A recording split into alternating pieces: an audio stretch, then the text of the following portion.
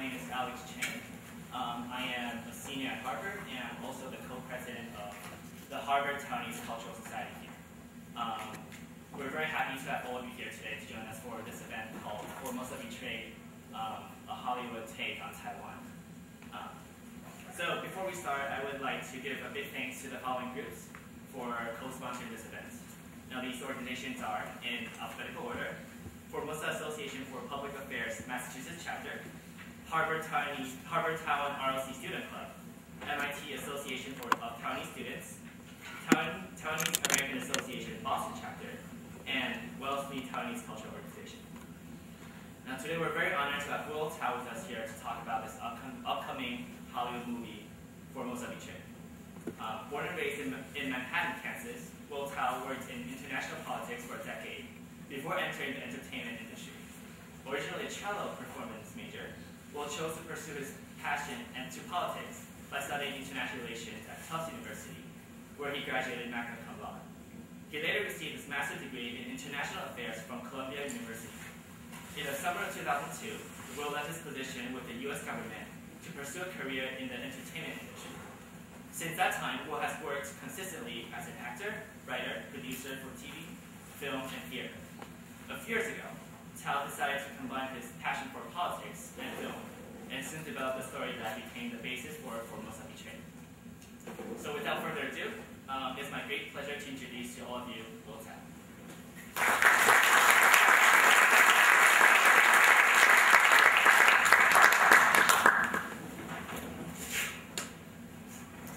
Thank you, Alex.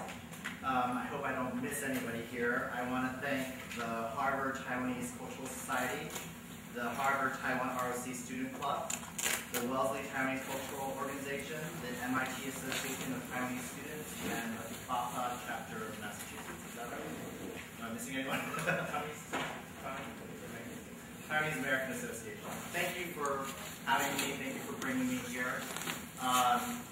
As Alex said, my name is Will Tiao. I'm the producer of the film Formosa Betrayed. I'm also the president of the company Formosa Films. That's the production company behind the movie. Thank you guys so much for coming on a Saturday when it's very cold here in Boston. I have to say, I went to school here at Tufts, just down the street, and I thought I'd be used to the cold, but what happens when you move to Los Angeles is that there's this congenital condition that happens to you called becoming a wimp. And LA is a city full of wimps, as you know. I'm very cold, but very happy to be back here in Beantown, back in the home of the Red Sox and the Celtics. This is the first stop, actually, of a 20-city tour we're doing for the film Formosa Betrayed. We're opening in about 22 cities across the U.S. and Canada. And our goal is to speak at least one or two universities in each of the major metropolitan areas that we're going to be opening in. And we thought, where else better than to start at Harvard, start at the top, and work our way down from there. Let me tell you a little bit of background about the film and how it came into being, because that's often the first question people ask is, why did we make this film? Why did we make this movie? One of the things that my parents, I was born and raised, as Alex said, in Manhattan, Kansas. My parents are originally from Kaohsiung, Taiwan. And one of the things that my parents always said to call ourselves was Taiwanese and not Chinese. Now, many of you in this room know what the difference is, but some don't. So I thought I would give what I call my brief history of Taiwan in 5 minutes or less. For those of you who don't know, Taiwan is an island off the coast of China, about 100 miles off the coast of China, about the size of New Jersey. It was first inhabited by people of Polynesian descent, like those in the Philippines and Malaysia. It was later in the 16th and 17th century populated by Chinese migrants from Fujian province. And the mix of those people, the Polynesians and the Chinese immigrants, are the basis of what's known now today as the native Taiwanese people.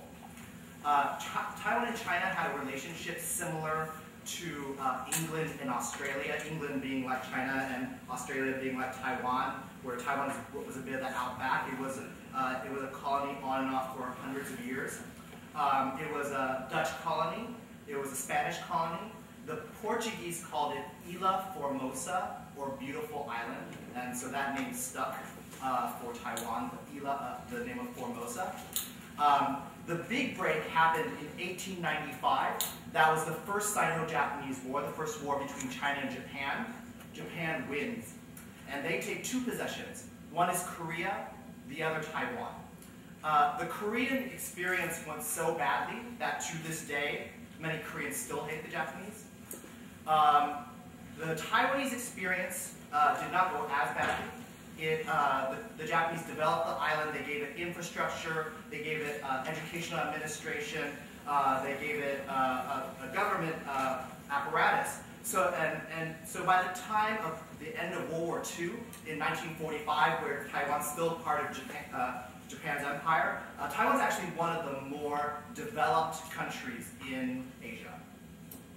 In 1945, of course, Japan loses the Second World War, and this is where things get a little murky for Taiwan in terms of its international status. There are two treaties that end World War II. One is the Cairo Declaration, signed by FDR, Churchill, and Chiang Kai-shek of the nationalist Chinese government that ruled mainland China at the time. And in the Cairo Declaration, Chiang Kai-shek wrote that Taiwan was a part of China and would be returned to China at the end of the war. However, the treaty that ended the war in the Pacific, the one that the Japanese actually signed, was the Treaty of San Francisco. And in the Treaty of San Francisco, Japan gave up its rights to Formosa and all of its territories, but it didn't say who it belonged to. So in international law, there's actually two conflicting treaties. But what happens de facto, or in reality, is that there is, of course, a civil war going on in mainland China between Chiang Kai-shek and the nationalist Chinese and Mao Zedong, the communist Chinese. Of course, eventually Mao Zedong wins.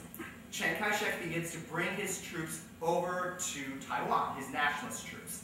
At first, the native Taiwanese, those who are living on the island, are relatively open to this idea of having the Chinese come. They feel like, well, our ancestors are from China, and therefore, they're fairly open. But then they begin to realize very quickly why the nationalists are losing the war. Mostly it's because they're corrupt. They come to Taiwan, and they begin to see how rich the island is, especially in comparison to China at that time. And they basically start taking everything over as their own. Of course, this upsets the native Taiwanese population, and it culminates in what's known in Taiwan as the 228 Massacre. 228 stands for February 28, 1947. On this day, there was a Rosa Parks type incident. What happened was that there was a Taiwanese cigarette vendor in Taipei, and she was selling cigarettes, and a couple of national soldiers came up and took her cigarettes. She begged them to pay because she was widowed and she had to support her family. They shot her. And there was a mob that ensued. And from that mob ensued a nationwide uprising in the island of the native Taiwanese against the nationalist Chinese. What happens, of course, is, Chiang Kai-shek's army is called in, a battalion sent over from Hong Kong. And basically, there is a massacre that happens across the island of 20 to 30,000 native Taiwanese by the nationalist troops. Nobody knows the real number because nobody's ever taken an actual count. But I often argue that this event is what sparked the idea of a Taiwanese identity for the first